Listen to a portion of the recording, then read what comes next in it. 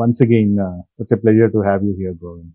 It feels fabulous that we are starting this amazing initiative with your experience and getting to know you a little more better. I mean, super equally excited to be here. I think we're doing this on a special day, being the Republic Day, 26th Jan. I think I'm all in and happy to be here. Yeah, fantastic. We always tell that sports has a common language. There's no barriers to sports. And it's such a fabulous thing to know that you're doing something in line with the sports. I'm sure whoever is going to listen to us is going to be very excited to hear a lot more about how you're making a difference using sports as your passion in everything you do. I think it all started back wherever we saw, COVID was one of the aspects to look at why sports inspired me. Mm-hmm. And what really brought me this is it's all about bringing people together. Okay. Like you nailed it with this no barrier. Yeah. And it brings a spirit of oneness and also takes care of wellness. Yeah. So this is where the chapter began. Awesome. In terms of how it started. Now, before we go into the detail, I'm sure our audience will be extremely curious to know a little more about you, your family. Would love to get a little more introduction about yourself, please. Yeah. My name is Govind Raju. Rightly, sir. You introduced me. And it all started from my grandparents who came, I think they all walked in to Bangalore from Chittor district. Okay. And, of course, my parents, been born and brought up here, Balakrishna Raju and Godavari. And, I also wish to share, I recently got married. It's just been 3 months. Congratulations. So, and, she also has the spirit of, entrepreneur. She's Dr. Meenakshi Vempalli. She's a gynec and IVF specialist. Awesome. And so all one thing in common is myself, my dad, and my wife. We all have the spirit of entrepreneurship. That's what kind of connects us back. And I think the inspiration has been my dad.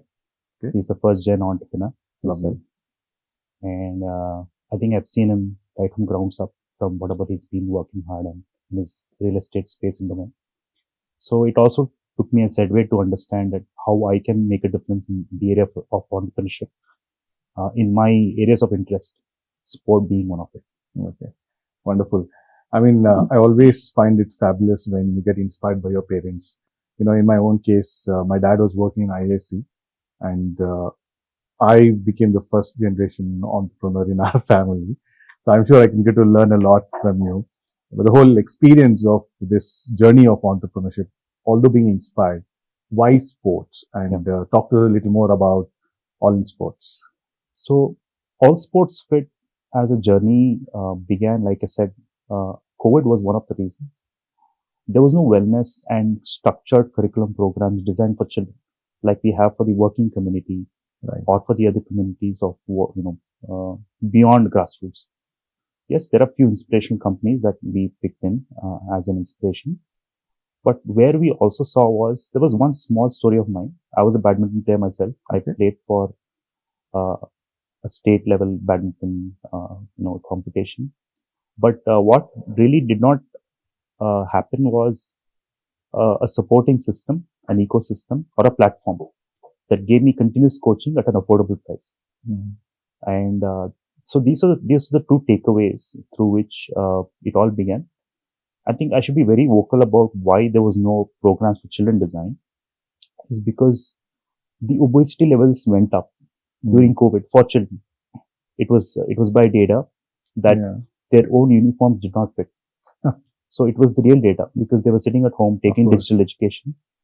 And these kind of were the data points for me to start and begin this journey.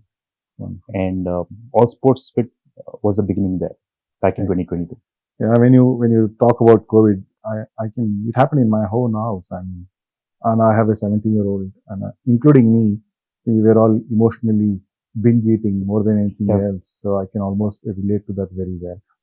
Now, when I was going through your, portfolio, it was very exciting that you have a target segment, right from the kindergarten to the 10th grade. Now, how do you segment, the activities? And as you talk about it, I also want to know, why is it first of all so important? I think the most important nurturing phase is your grassroots. So we have programs designed for K to 2, which is basically dealing with your locomotive skills, the skills that basically helps you get to a sport. Okay. It could be with grip assessment and whatever are the inclusives. So all these, and then we have 3 to 5 segment, and that is 6 to 10. Why we have done this is, and it is completely indigenized, the curriculum. Okay. Right? It's been inspired from foreign countries and foreign ecosystems, but we have indigenized. Why we indigenize it is we understand the issue of infrastructure availability in India. Okay? So even with 3,000 square feet, we're able to run sports with whatever capacity possible, and even with 10,000 and 20,000 as per how it goes. So just like maths and science have curriculum, unit, and assessment, it's the same thing we are following in sports. So that's the USP in terms of how our offering is. And that's how we take the services forward for children. Yeah, for me, when I hear you, it's so exciting because I used to play baseball for Karnataka. Some people might laugh baseball in Karnataka, but I couldn't get into the cricket's national team, although I was decently good at it. But I used to play baseball for South Zone. And I realized just by being part of the sports, there is so much one develops 360, right? Whether it's your ability to be flexible, adaptable.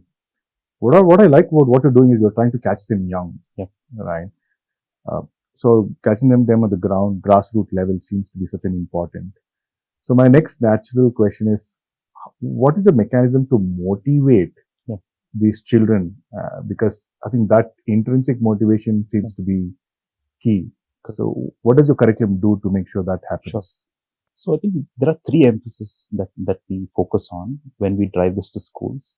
It's basically a complete value addition when you say to the school itself, right? Usually, we have been facing this, right? When we had our PE classes, it used to be like a random playout, right? Okay. Just imagine you build a discipline to it, right? And every child plays. Yeah. Right. So our curriculums are designed in such a way that it's fun learning experience. It is not too serious of a sport, but they're also learning a sport. Okay. And the most important thing is it brings the competitive spirit. That's the second aspect, where when you do assessment, it is assessment for all. Okay. So you will never know there's a hockey player coming from your, third grade. So that is the identification of scouting. So there's a third aspect. One is making sure it is structured and disciplined. Second is the assessment. Third one is scouting. So these are the 3 aspects that it really focuses. Okay. In terms of catching them early new in terms of talent. Wow. And all this is happening only because of the continuous learning experience. And sporting is a long-term affair. It's not something you can have it in 1 year or 6 months. It's going to take 3 years, 5 years. It depends on how long-term plan you have, how long-term aspiration you are. And that's the merit the schools have been seeing. Okay. Initial 2.5 years was a tough challenge. It was not easy. Schools in India are not too well adaptive, to be very honest. Yeah. But with the recent trends of Neeraj Chopra winning the javelin, now schools are adapting javelin. Okay, that's nice. So it's all aspiration, it's all inspiration in terms of how schools also pick up. So that's how we also seek and design programs through multi-sports. One is looking at infrastructure and also without infrastructure.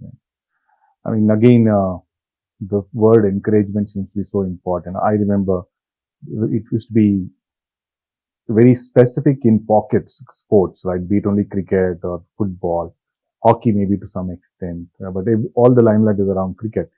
In a world like that, I know I saw your offering that you're encouraging multiple sports as well.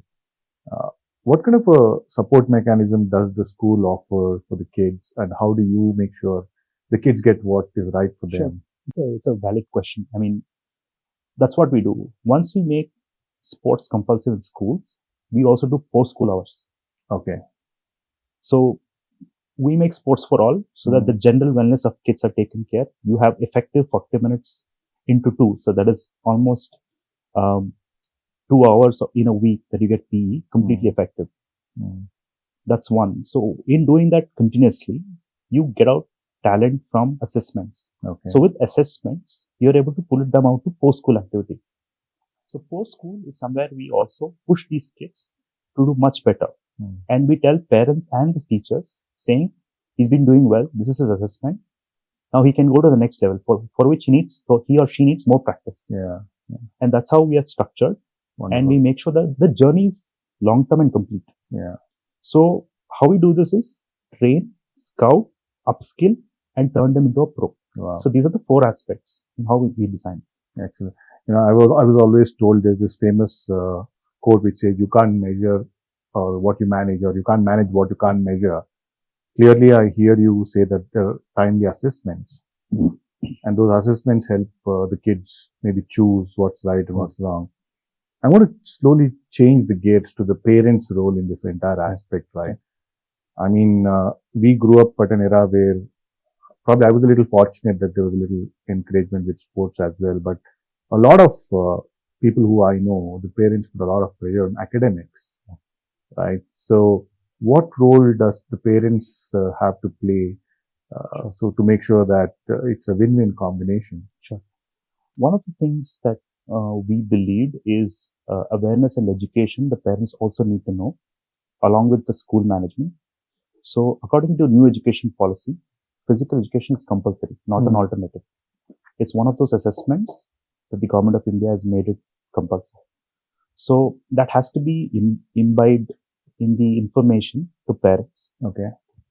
And because ours is a per fee per student per month or per year plan. So it gets added on to their academic fees. Okay. So parents do play a key role. More than parents, it's the management and school management that makes much more better role or important role, I would say, because they need to convince the parents programs like these do a lot of value addition to children for their own long-term plan. And I think sport should be taken not just for scouting or playing; it should be taken as a general wellness as well, right? General wellness can have many terminologies, but for me, running sports is general wellness as well. Because there's movement, there's a lot of aspects aligned to sports. Because let's say you play effective 40 minutes in the mid of the class or mid of the session of the class, the rest half of the day is much more active for you. Yeah. Because you have great oxygen to the brain. Yeah. And what happens in general PE is, some kids play, some kids don't play. There's a random activity. There is no structure. So it's like some kids are well active, some kids are not. And today, the attention deficit is very high in class. And we've been seeing it after digital education came in. 40 minutes or 1 hour of class, you're not able to give attention in class. So that's the real fact. Yeah. So somewhere we're trying to indirectly address all of those things. So that's how it.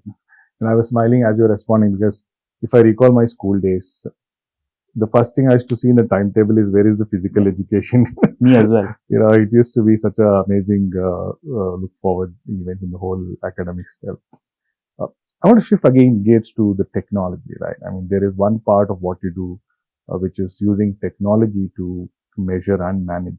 Can you talk to us a little more about what that's got to do? So we are actually in the development phase. We have tied up with few ecosystems and platforms where there is IoT and sensor-based tech, which we do kind of once a year affair.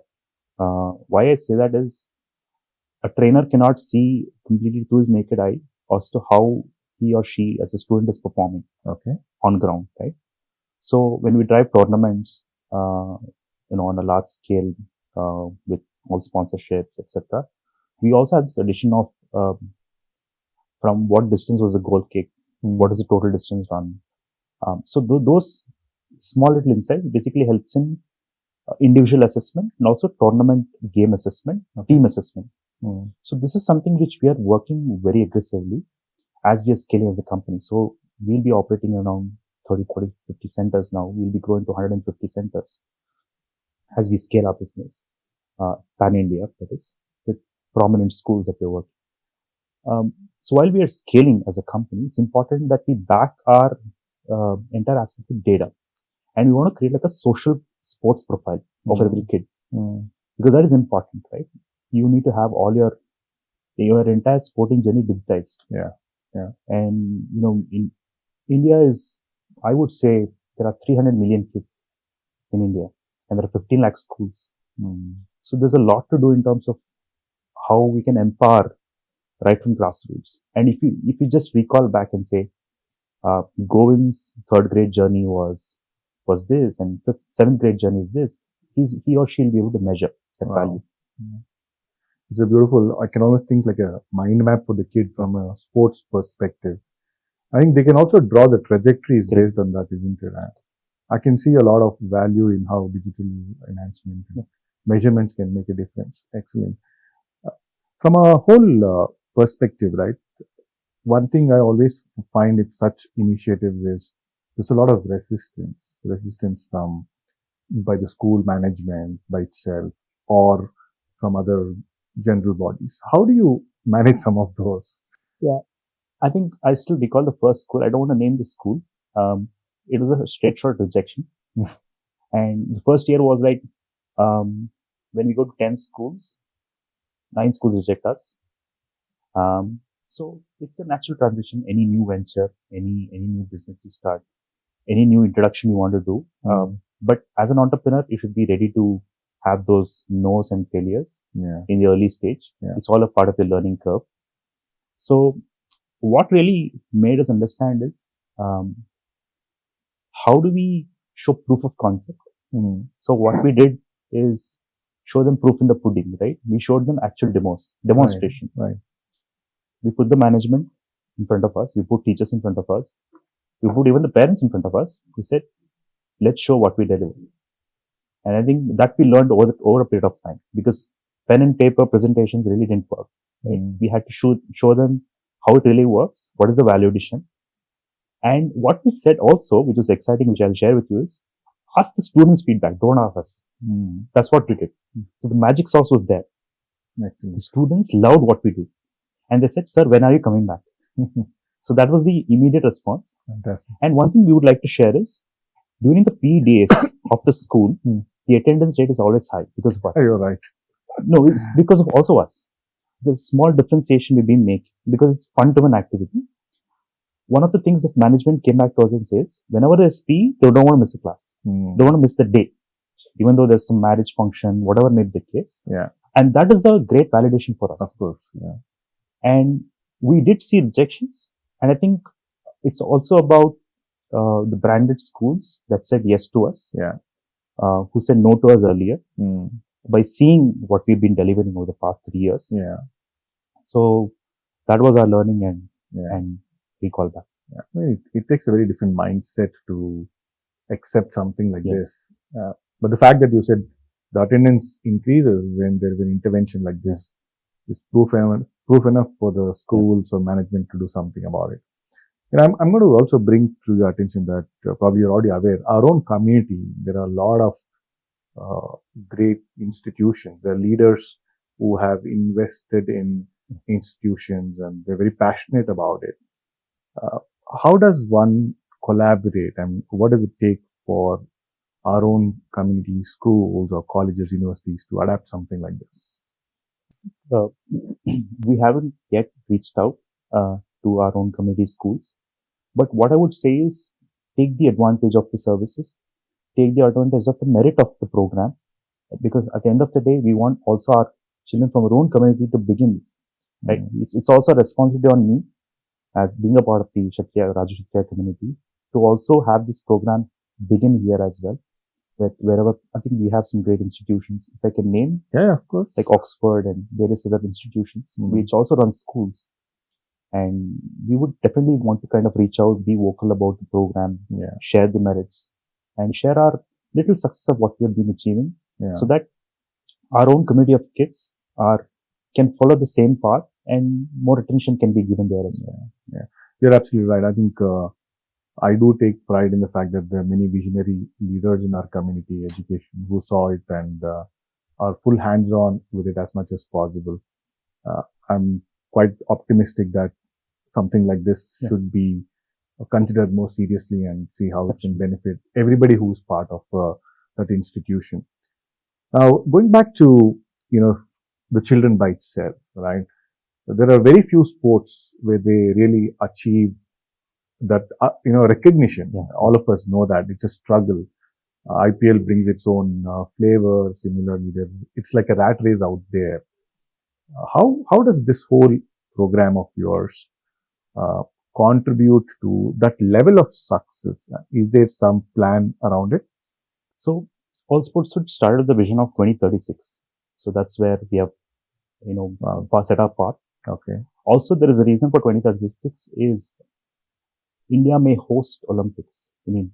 Okay. So somewhere in Gujarat, I feel that's where, and I think Nita Ambani being a part of the IOC can greatly add value to have India as a host. Okay.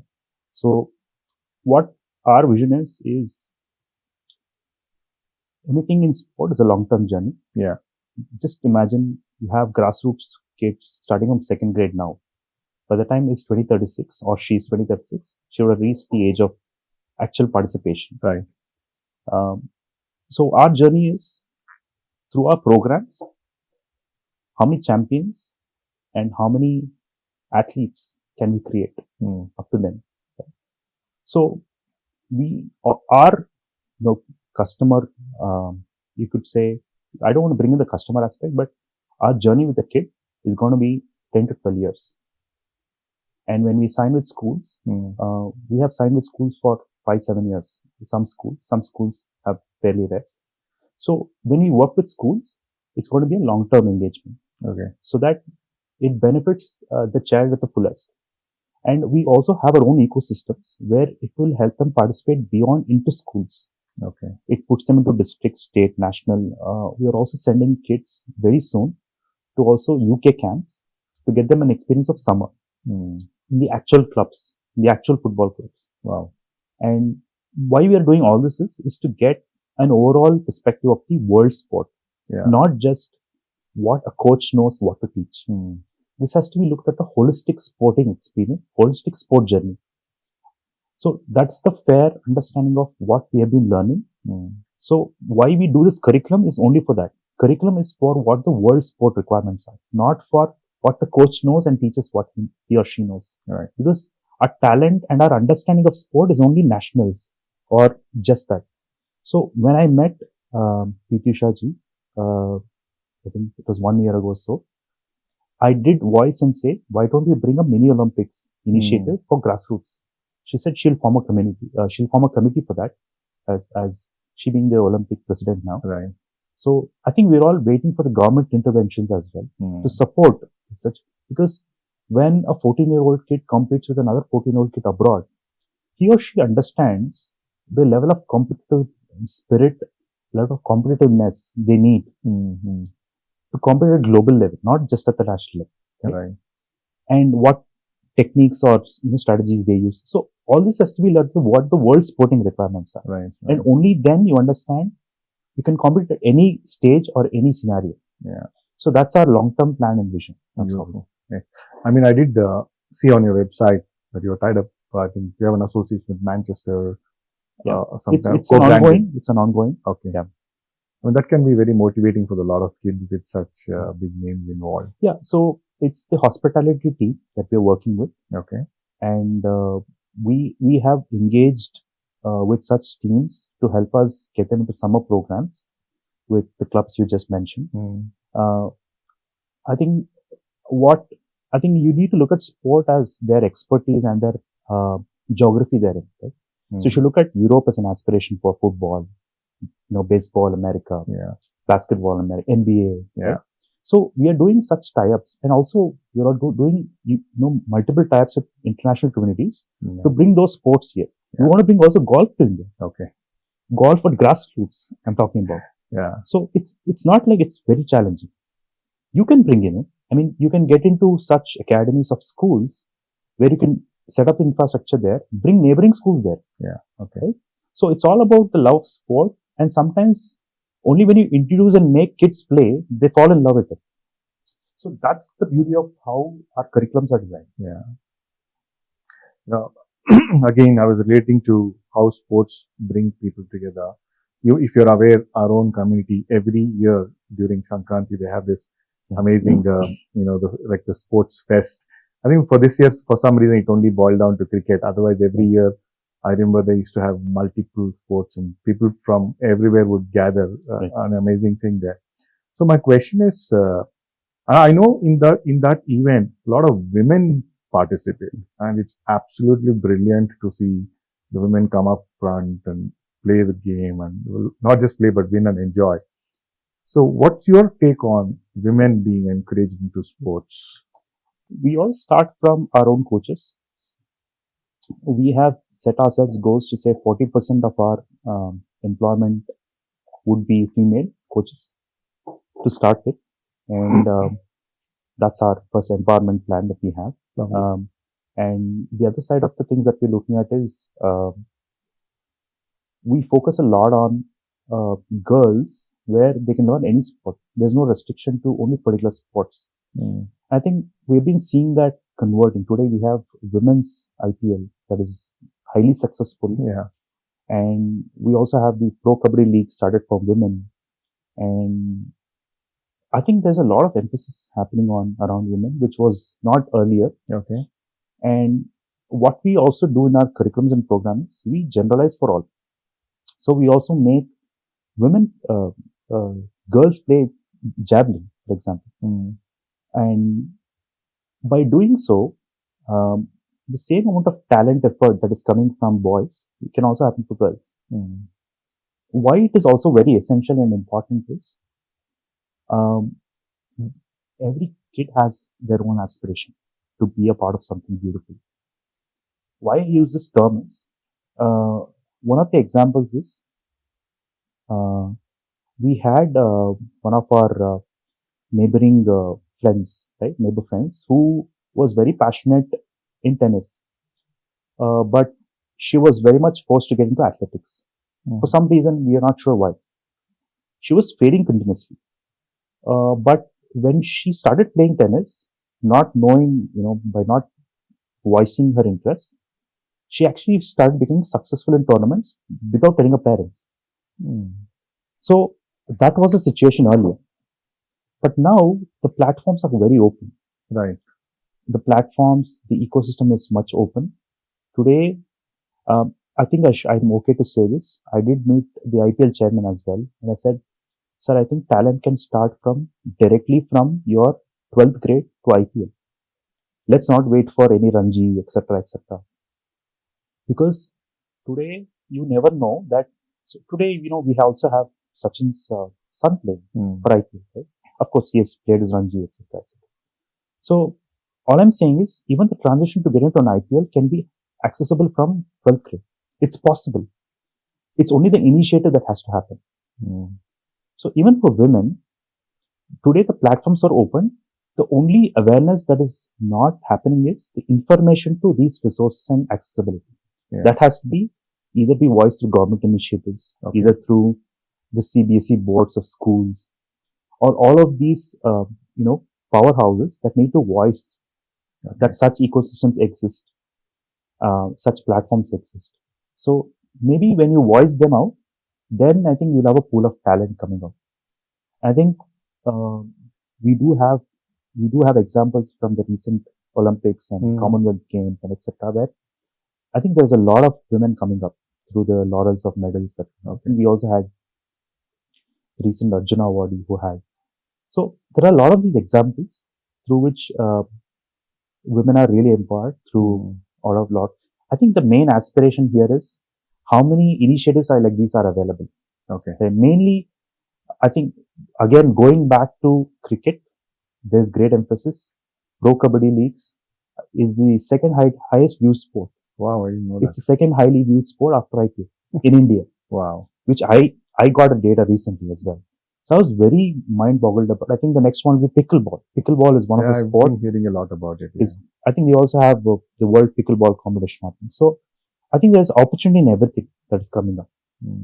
So for women, emphasis is, I think, information accessibility. Yeah. That's where, and it should all start from coaches. Yeah. How many women coaches do we have? It does not matter who is the coach.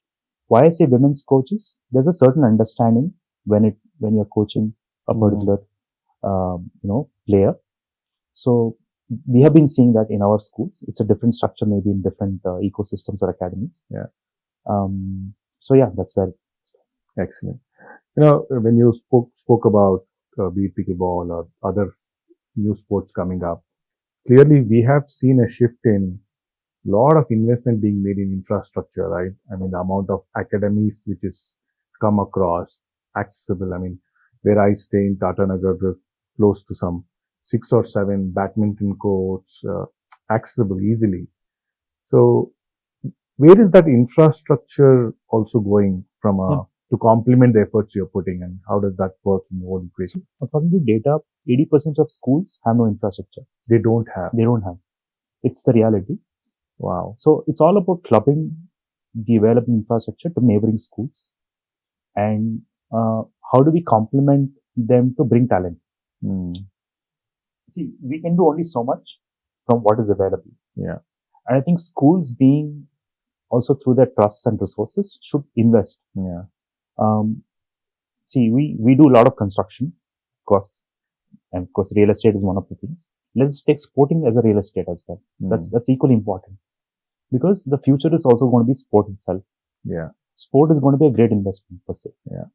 And I think I would like share one of the incidents with invited to Saudi Arabia by the ministry for an event on technology. Talk to us a little more about it as a speaker there. What was the whole experience, and what was your highlight there?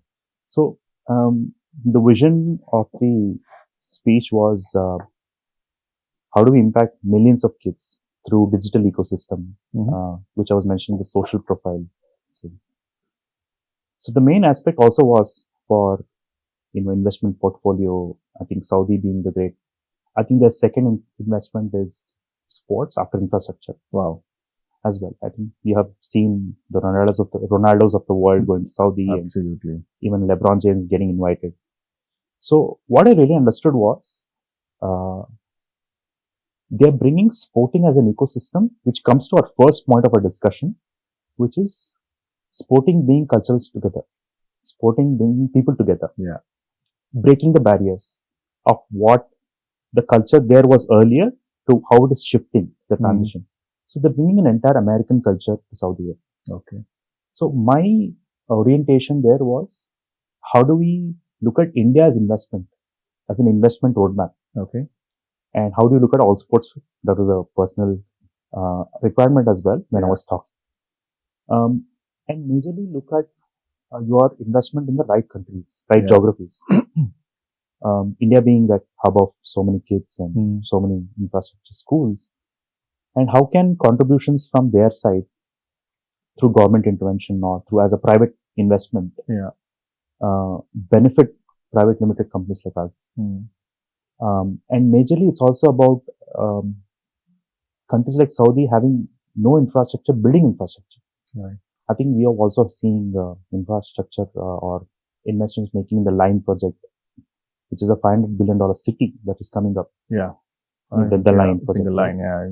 And how they're starting an entire sporting academy in every school. Okay. And also I also watched about the expansion plans in Saudi as well. So how do we replicate the Indian model to Saudi? Okay. So that was another thing that was voiced. These are the main key takeaways. Okay. Excellent. I mean, I'm already gathering so much of information from what you shared, and it's so exciting. Just to add a more specific value to our audience and to our viewers, what would you have to say in terms of the role citizens can play? When I say citizen, I'm really talking about now probably we have a couple of generations amongst us. One is the kids themselves, and then we have the teenage group, then we have the parents, probably the adult group, and then we have the grandparents as well. Do you see each one of us playing a different role in encouraging this entire, sports? One of the things that we also added very recently is play a sport along with your parent. Okay. Post school hours. So what we did is we made sure that we added programs for parents who could be engaged in a particular sport or a wellness program when the kid is playing a sport. And that's actually working for us. Yeah. It helps in two things. One is self-awareness of where they stand in health. Yeah. And on the other side, they're also seeing the kid being excelled in a particular sport. Right. That's one of the ways where you can design programs as a company or an initiative. The other side is, I think a lot of community homes, societies Yeah. have to keep, setting activities and probably spring talent there, send them to. I think we also had a recent apartment-a-thon recently somewhere in Hebbal. I just saw a board Okay. where they had athletes, sports, and activities just for sports. It was competing apartments to apartments. Oh, nice. It's a new initiative, right? So I think such societal inclusions Yeah. at all age groups Mm. will not just bring awareness, will bring a regularization in being healthy Yeah. and active. It's also see a fantastic diversity equation to it, right? Yeah. And getting a little more diverse audience, players, everything Correct. involved in it. I feel a little guilty about not investing enough time with my own son when you mentioned this, but never too late to start Yeah. something. To kind of bring this whole thing to a natural close, Govind, a couple of more questions. One is, I know you have about 100 over coaches in your organization, and then you have probably touched over a lakh children's lives Too soon. Yeah. So, is there anything which our community, people who are like-minded, interested, how do they reach out to you and get your guidance or help so they can pursue whatever they feel might be interesting? I would say I would reach out. Okay. I would reach out to our community and voice about what we've been doing. And I want them to be equally benefited and make the best use of the services, the programs. Okay. It can go all the way up to parents as well in terms of what initiatives we've been running. And we'll be more than happy. We'll step in, much more genuinely in terms of what we've been doing. Because like I said, it should start right from the neighborhood, Yeah. right? Whatever you start. Yeah. And probably we missed out that. But like I said, like you said, never too late to start. Yeah. Right. I mean, of course, like I told, we have so many visionaries within our community, and I'm sure there's always a win-win in every such collaboration, especially if it benefits the community and encourages the kids. So, where do you want to take all from sports from here? Where do you all sports fit from here? Where do you see that growing? So I think with our own community included and as a long-term journey, we would soon want to impact 1 million kids in the next 2 years. That's our next roadmap that we have. And I think it might be looking aggressive in terms of what we've been saying, but with government collaborations that we have and we can voice back, we can definitely reach out there. Also, one thing which I didn't mention is we don't differentiate the kids from private schools, public schools, government schools, tribal schools.